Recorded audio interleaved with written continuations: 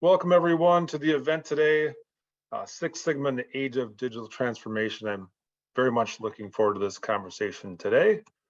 All right, so just some introductions just for the sake of context. My name is Brian Armstrong. I lead Ashling Advisory for manufacturing along with supply chain.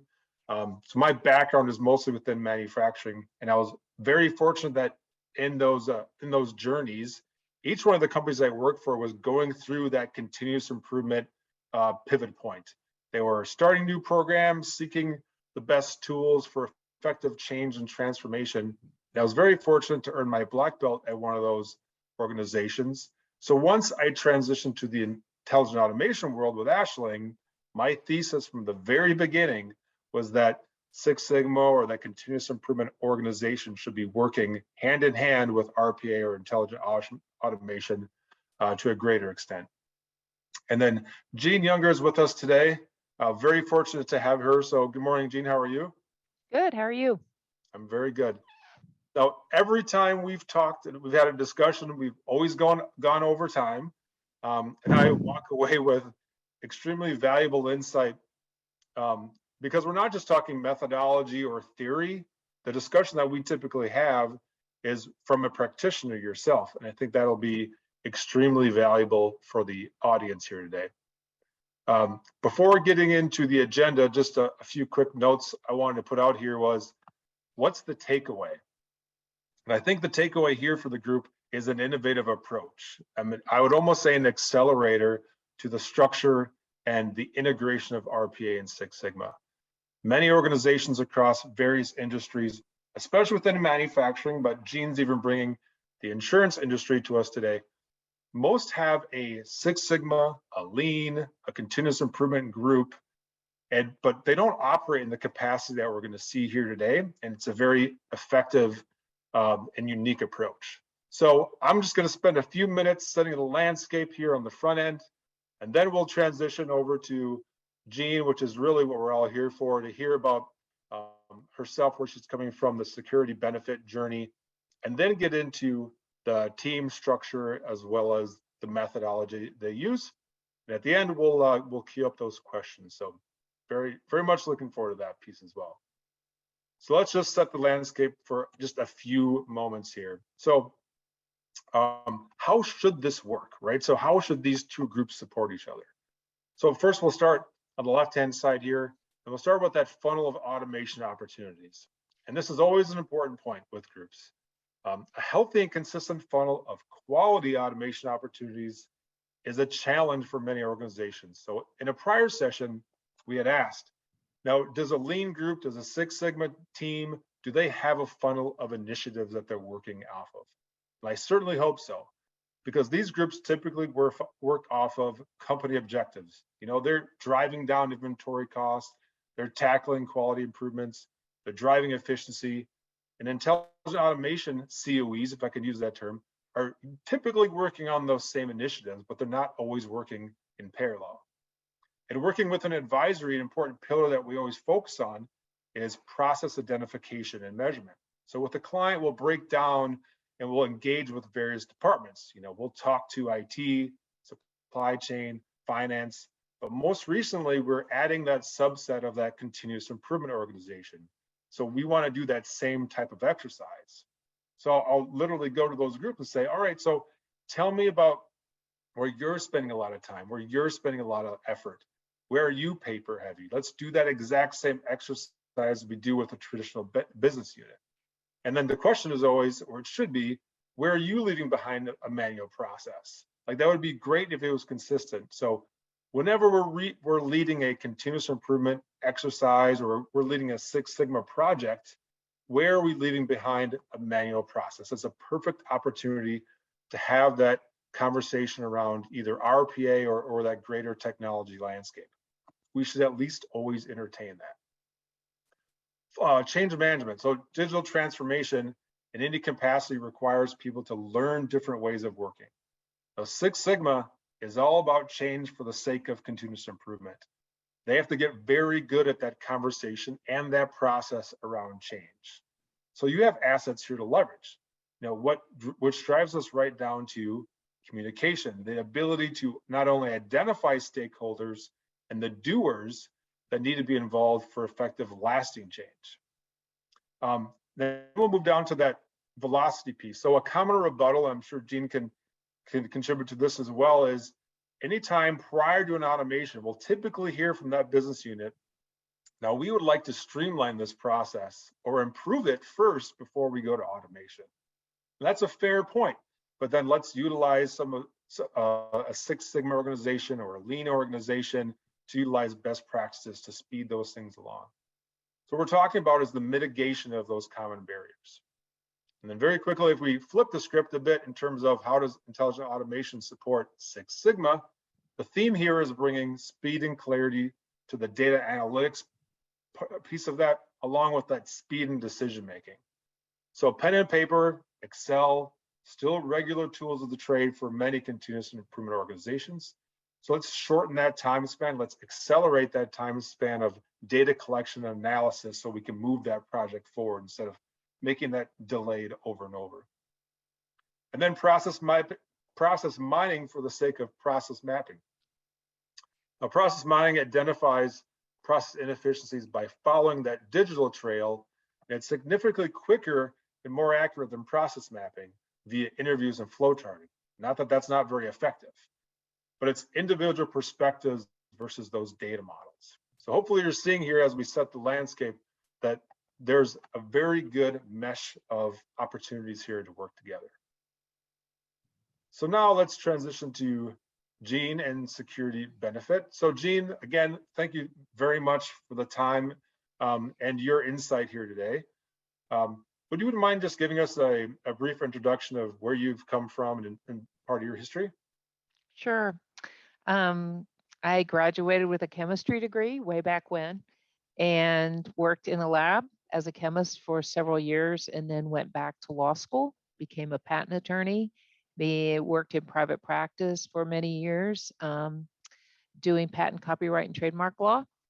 And from there, I was lured away by the insurance industry by GE, and I went to work for them in their product development area as far as policies for trademark, patent, and copyright coverage, as well as libel and slander. And in that organization, I was there when Jack Welch really began the thumping on the table of, I want all my future leaders black belt certified. I want your number ones. I want these people in this program and I want to get them trained up. And so I went through that program with GE, became a black belt through GE, and then actually moved into a master black belt role in that position, covering both the underwriting side and the claims side. So I had a huge organization that I was servicing, setting, helping set strategic goals with the leaders of those organizations and aligning those Six Sigma resources with those strategic goals to deliver. And I did that for many years. And then I took a little break, did some consulting on my own and figured out how to make chocolate. So I spent a little time doing chocolate making. And then I was doing some consulting work for Security Benefit, and they wanted me to come full time. So I've been with them about 7 to 8 years now, full time. And I stood up the Six Sigma organization. And then after standing up the Six Sigma organization, I also brought RPA into the company, stood that up with the help of a wonderful team, great team that I could have done it without, both from IT and from the Six Sigma organization. And then I recently took over about a year ago the digital office and trying to expand out even further with our digital transformation. The rich history there. And then you also do a little bit of teaching on this side in both areas. That's correct, right? Yeah, my team, my RPA team has really been, and Six Sigma team have been really great. They're merged basically, but we do Six Sigma white and yellow belt at KU, University of Kansas. And then we also last couple of weeks ago went down to Emporia State, because that's where a lot of my programmers are from, or all my programmers are from there. And we did a Build a Bot program for them. So outreach, and it's really for us to not only get a little uplift because the kids are just great. I love getting out into the college environment and seeing where these guys are going and seeing, just their ideas and their excitement. But also gives my programmers and my managers a little bit more effort in little time just to see how far they've come. And then we also do training within our organization, within Security Benefit and SE2. We do white belt through green belt. Then I usually work with a resource here in Topeka to do black belt training so that the black belts can see more than just security benefit. They can see more of a city and area wide what people are doing with Six Sigma. Very good. Thank you for that introduction. That's very insightful here. So if we move on to the security benefit story, there's a few highlights I'd like to hit. But again, if you don't mind just giving us an overview of that journey thus far, that would be great. Sure. As I said, I started the Six Sigma organization. And one of the things that always bothered me all the years I've been in Six Sigma, I've been in over 20 years now doing Six Sigma. One of the things that really bothered me was the fact that we'd leave behind manual processes. And we all know that when a manual process gets left behind, it usually from inertia goes back to be having defects and problems, and you're back there trying to fix it in the next 4 or 5 years. So, and then also we were installing some new technology, and in many instances, some of that technology still had gaps that they were leaving. They couldn't do this or they couldn't do this. And so I couldn't leave a completely automated solution behind in that respect either. And so about 4 or 5 years ago now, I started reading about RPA, seeing it come and up through the ranks. And I thought, this may be a real opportunity for the Six Sigma organization to finally be able to not leave things behind. And so we started investigating it. One of my black belts at the time, Amy Chandler, actually did her black belt project on bringing RPA into the business. And that's how it came in. That stood up within the Six Sigma organization. Our programmers are within the Six Sigma organization, but we set up the whole program so that we would use IT's CAB. We use their change management procedure. Our orchestrator sits over in IT because we need that separation of duties from an audit perspective, and we don't push code into production. We go through IT CAB and then they push our code into production. So programmers are on the QA, and dev is all underneath the Six Sigma organization, and then production is over in IT. Although my staff does do the maintenance, and so if we have maintenance issues and so forth, typically those will come through our organization, our Six Sigma organization and RPA to fix and move those fixes back into production as well. So that's how we're set up. And when we started the program, we really wanted to get people starting to think digital transformation, think about getting non-knowledge work off your desk. And so we initiated a program called ROAR. And it's called ROAR is remove or review, optimize, automate, and reward. And the reward is for the staff that actually get involved. There's opportunities for quarterly awards for most hours saved, most innovative project, team projects, and team player award. So every quarter we have special awards for projects that have completed. And it's not just RPA, but it's automation across the board. And so those numbers across the bottom were what we did in 20. We've done ROAR 21K and we've done ROAR 22. We're in the midst of ROAR 22K. And right now we're on target for about 50,000 hours in ROAR 22K. So big hand out to all my staff, Amy and Laura, and the programmers and the team that really work on that. And also to let you know from an RPA standpoint, when we brought it in, actually, what is now Ashling Partners, it was Machina at the time, actually came in and helped us stand up that change management process. They worked with us to divide it between what Six Sigma would do versus what IT would do. And that was really helpful. And they also started, they helped us with some programming and so forth as well. But, getting that initial groundwork of the division between what goes on in Six Sigma versus what happens within the IT organization was critical from an audit standpoint. And Amy, my COE, was a former auditor, so she understood that really well. Machina, you guys understood that really well. So it worked out for the long run. So for 4 years, that's how it stayed, and it has been an incredible journey. It Now really that, has. and bringing in, and that was a unique perspective on how it first came into the organization in terms of that being a Six Sigma project. It's Mhm. pretty unique. But tell me about that internal sell to your CFO. Was that an easy sell to bring RPA in?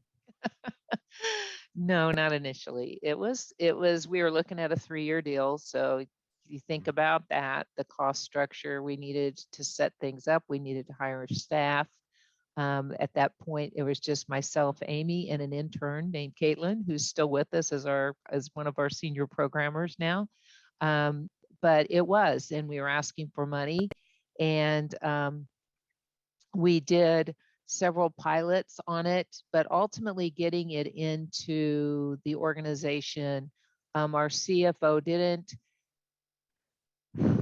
had lots of questions and really pushed the headcount reduction. And I felt like that was really the incorrect way to go with something like this. At that time, everybody's reading about, oh my God, the robots are going to take your job. You put yourself back 3 or 4 years pre-pandemic. That was a big deal. I mean, and people were scared, and we needed to figure out from a change management perspective how to get people engaged with the project, but not fear for their jobs. More thinking along, how the Coke thought is, hey, work your way out of a job and we'll get you a new one. And that's really kind of the approach we took. It's, no, guys, we're going to take away that mundane stuff that's on your desk and we're going to give you knowledge work instead. And that's what we did. We really did. And that helped sell it. Obviously, the first year we had over 50% of our staff involved in it.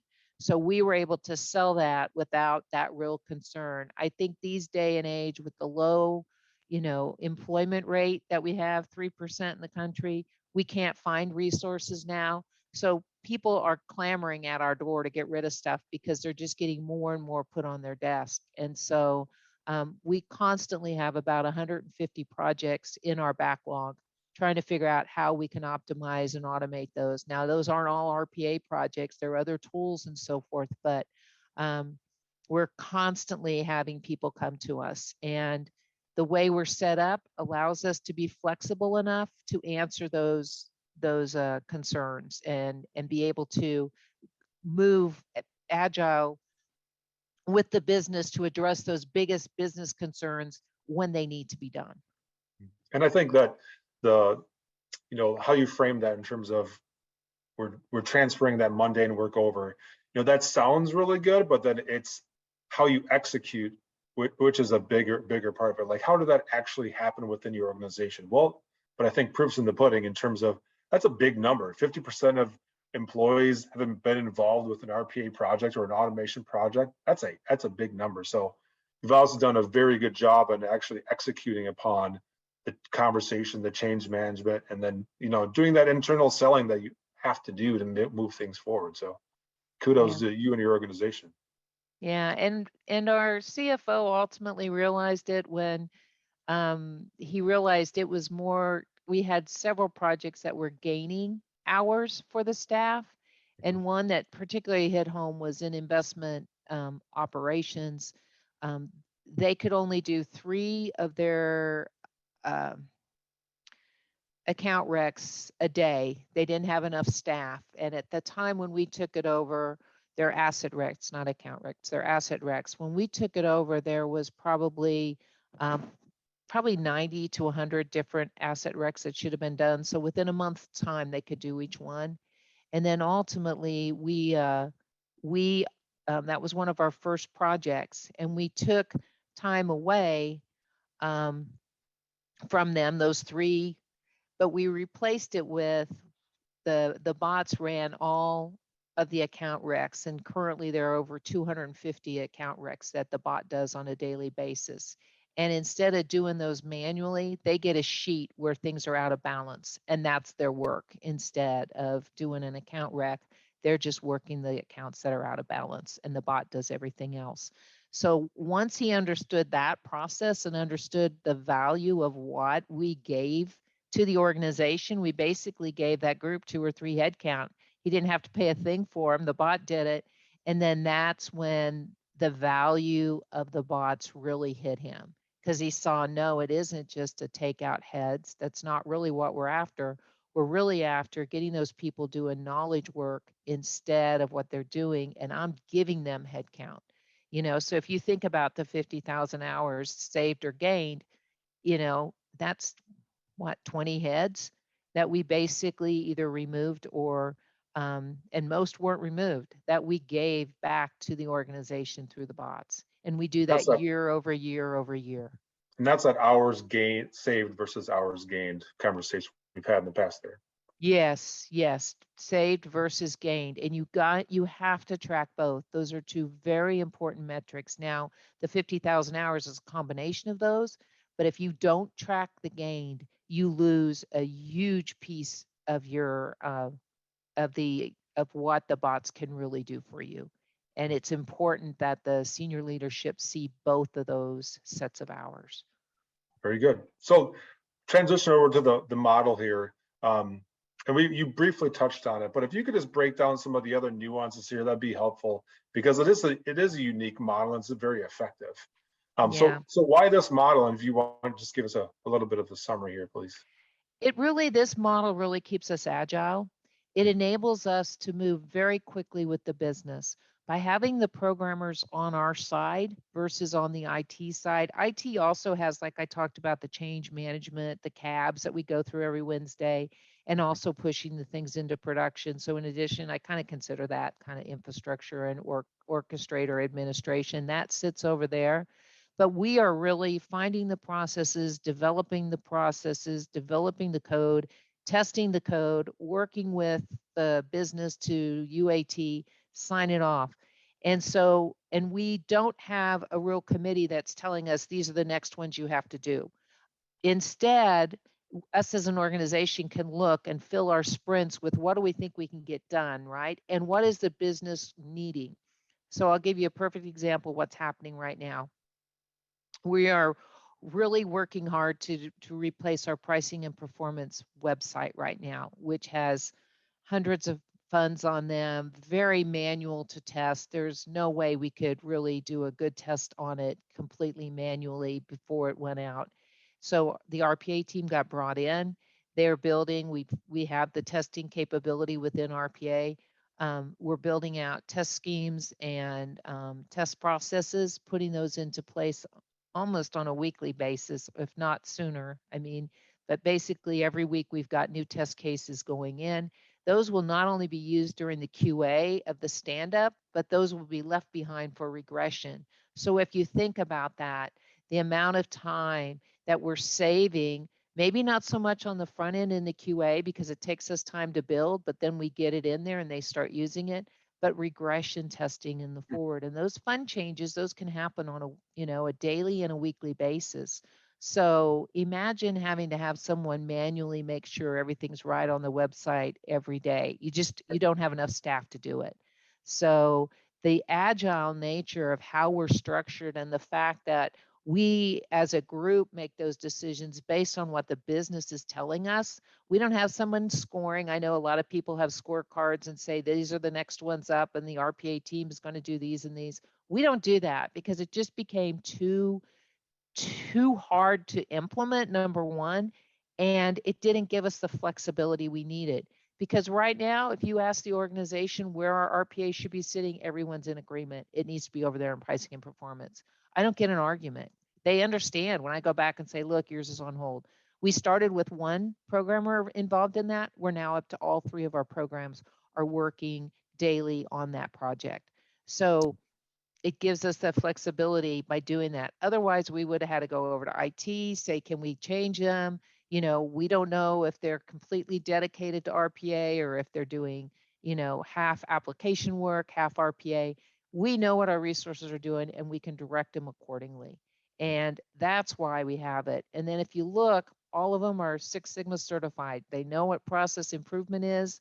even down to the programmers, they understand it. They're very process oriented, because I think that's the other piece that people miss with the RPA. It isn't just about programming. You need to be able to understand the process you're programming, because it's so process oriented. You need to question, and those programmers do when they're doing a PDD right now. When we put together the PDD, I lay over the FMEA over the top of it, which is we'll talk on that in a few minutes, but basically figure out how to break it. That's a piece of Six Sigma, right? You create something and you figure out how to break it. And that's that having that Six Sigma knowledge is so, so very important in that structure as well. I love the business exposure there as well. I think that was a big point that we had talked about previously, is that the business exposure that your programmers get is just at another level versus just being receiving, the next item on the list. They actually understand, the process, and obviously, to your point, because they're certified at different levels, they understand the continuous improvement process as well. Exactly. Exactly. And that's key. They've got to be able to understand the process, because they change it. You don't just exactly program what the process is. You figure out a better way, because if you don't, you have more maintenance, right? We streamline it as much as we can. And so by understanding the process, they come back a lot of times and say, hey, instead of doing this and this, I'm going to do this. Is that okay? And they check with the business leader. They're like, that's a great, that's great. Yes, you can do that. So it's really important. And then, but you're not a purist either. I think that was a great quote by you, that obviously we're talking about Six Sigma here, but you're big into, let's utilize the tool effectively, not just for the sake of doing it, because it's a Six Sigma practice, right? Right. It's a tool belt methodology, right? I have a tool belt of tools, and I wouldn't use a hammer when I need a screwdriver. I'm not going to use a full-blown Six Sigma project when I just need a map, right? So do wing to wing mapping. I mean, that's great. And sometimes we don't go wing to wing. Sometimes we go out as far as we need. We try to understand the upstream. We understand the downstream. If there's opportunities there to further optimize, that's why we check, because we're constantly thinking about, okay, how is that data coming in? And if we find out it's going in and sitting in somebody's email box and then finally coming to us, we hop that and we say, okay, give us the direct line, get rid of that email box that somebody's sitting on for 2 days and we're delayed. So those are the types of things. We use the wing to wing. We use the FMEA, as I said, the failure mode analysis. Put that on top. Think about your process flows and how you can break it. And by doing that, what are you doing already? You're helping our maintenance down the line, because if we don't think in that way, how can I break the bot? How could it fail? While we're programming it the first time, we're going to be right back in there doing maintenance. And we do have maintenance, and every day we're trying to figure out how do we lower that maintenance. And I think it starts at the original build.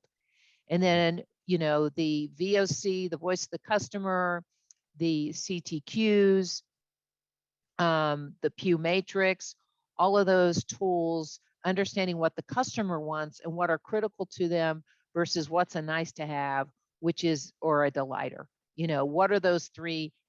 Do we deliver delighters? Sometimes, but do we deliver the must-haves? All the time. So framing them up in that way helps our programmers as well, because obviously our programmers could work and work and work and work on projects, because the business thinks of next little thing, next little thing, next little thing, right? And you got to cut it off at some point, because your ROI starts diminishing if you spend too much time on a process.